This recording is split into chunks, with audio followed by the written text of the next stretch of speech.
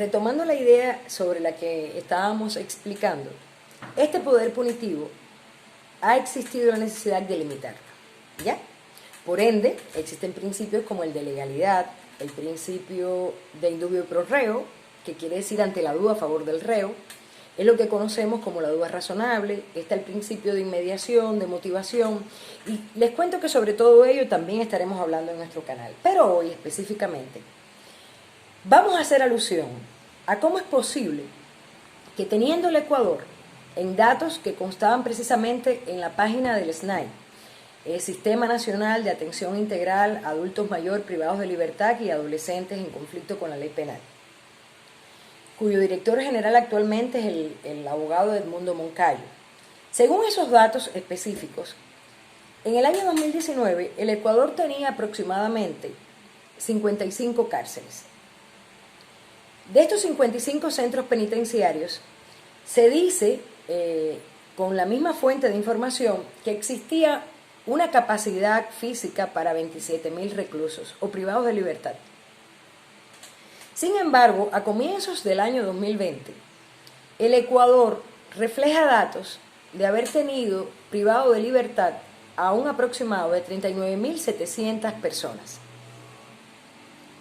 En un sistema penitenciario donde la capacidad física máxima demanda 27.000 reclusos para que puedan tener aseguradas las condiciones de vida mínimas y básicas, dignas, que requiere la medida o pena de privación de libertad, pues cuando lo contrastamos con la realidad a inicios del 2020, en una cifra de 39.000 y tantas personas, casi arribando a los 40.000, esto se nos hace mucho más preocupante cuando luego de toda la etapa, más de 30 días ya, del estado de emergencia decretado en el Ecuador, se ofrecen precisamente por los órganos oficiales de prensa, sobre todo por los noticieros, la cifra de que a raíz del incumplimiento de toques de queda, del estado de emergencia, de las medidas restrictivas, se han detenido y privado de libertad en diferentes circunstancias a unas aproximadamente 10.000 personas.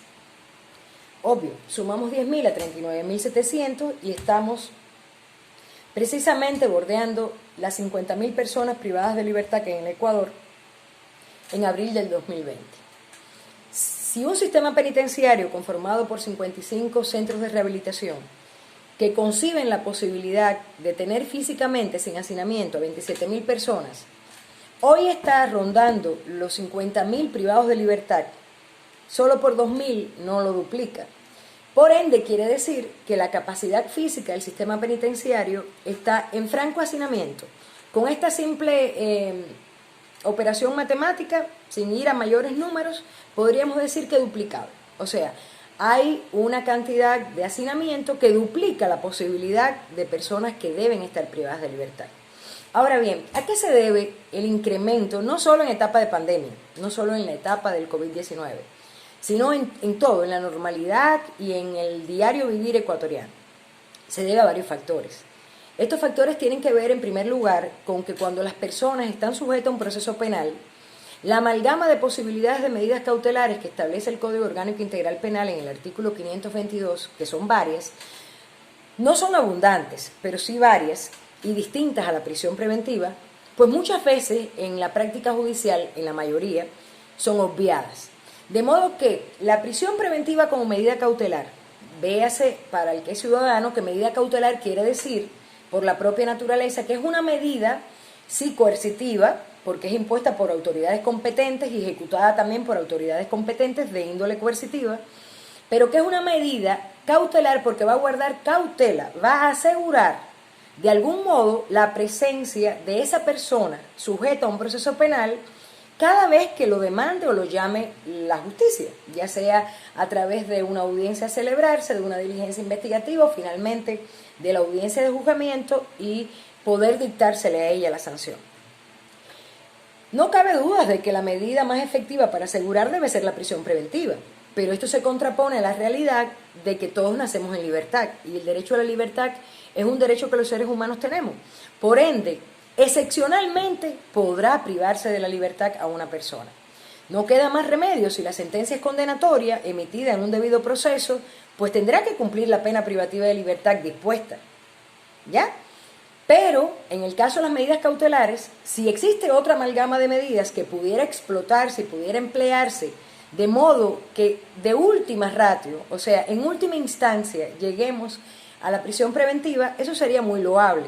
Y por más que se repite en discursos parecidos al que ahora yo estoy tratando de emitir, no acaba de interiorizarse en la realidad, y tampoco en la realidad ecuatoriana. Esto es algo que padecen sobre todo los ordenamientos jurídicos de Latinoamérica. Quizás también un poco por la idiosincrasia de la persona latinoamericana, de la que estamos la mayoría de los oyentes y bueno, incluida también yo. Por ende, desde este punto de vista ya vemos que algo que debe ser excepcional de emplearse se usa como primera instancia, a pesar de los requisitos que también están establecidos en el artículo 534 del Código Orgánico Integral Penal y que no son agotados hasta la saciedad en muchas ocasiones por los jueces y también por los propios operadores del derecho penal. A veces el fiscal insta en primer lugar por la prisión preventiva y el abogado no se pertrecha, ya sea por cuestiones procesales, de términos de igualdad procesal, de oportunidades o simplemente por incompetencia o vagancia, porque todo existe, ¿no?, en la Villa del Señor, pero se hace un uso desmesurado de la prisión preventiva. Sumado a ello, se emplea la prisión preventiva sin tener seguros y claros rigores de posibilidad de escapar, de posibilidad de evadir la acción de la justicia. ¿Qué ocurre? A esto se contrapone algo que es parte de la idiosincrasia de la persona ecuatoriana hace muchos años, y es que el ciudadano ecuatoriano no se siente seguro jurídicamente. En esto ha intervenido, en el estudio de la evolución histórica de la justicia en Ecuador, temporadas y épocas donde los poderes judiciales no son totalmente independientes de los poderes políticos, donde los jueces, que son los que tienen en sus manos y atribuidos generalmente por nombramiento ese poder judicial que implica la facultad de administrar justicia, pues no son del todo imparciales, no son incorruptibles y lamentablemente prima en la realidad latinoamericana, donde se incluye la realidad ecuatoriana, altos índices de corrupción en el sistema judicial. Estos altos índices de corrupción, unidos también a leyes defectuosas, que todos las tenemos en el mundo, porque las leyes solo en la práctica es que demuestran su posibilidad de lograr el objetivo esperado o no, y hay que emplearlas. Ni siquiera el Código Civil Napoleónico, siempre se lo digo a mis estudiantes, ni siquiera el Código Civil Napoleónico, que en su época parecía perfecto, parecía inobjetable, fue capaz de prever todo lo que la vida a diario demanda. La ley siempre se va a quedar corta para lo rica que es la vida. Pero dicho todo esto, son algunas de las circunstancias que influyen, unido también al temperamento latinoamericano. Generalmente en Latinoamérica, al privado de libertad se le etiqueta y se le desplaza como una persona que ha perdido derechos. Y es cierto, ha perdido determinados derechos, con los requisitos que ya hemos desde el principio de esta intervención aclarado. Pero sigue siendo un ser humano. Si el delito por el cual se nos está cuestionando la privación de libertad es un delito donde generalmente la víctima estuvo cerca de mí, yo como ser humano de idiosincrasia latinoamericana generalmente respondo con venganza, con ánimo efusivo, con represión, con fuerza. Queremos la peor de las penas porque es nuestra idiosincrasia, es nuestra fortaleza. Sin embargo, estos criterios también han tenido que ir evolucionando. Estamos en un derecho penal avanzado hasta el siglo XXI y no podemos pretender que las respuestas estatales, las respuestas legales y las respuestas judiciales del siglo XXI tengan que ver o sean similares a las respuestas del medioevo o del régimen feudal, por ejemplo. En cuanto a ello,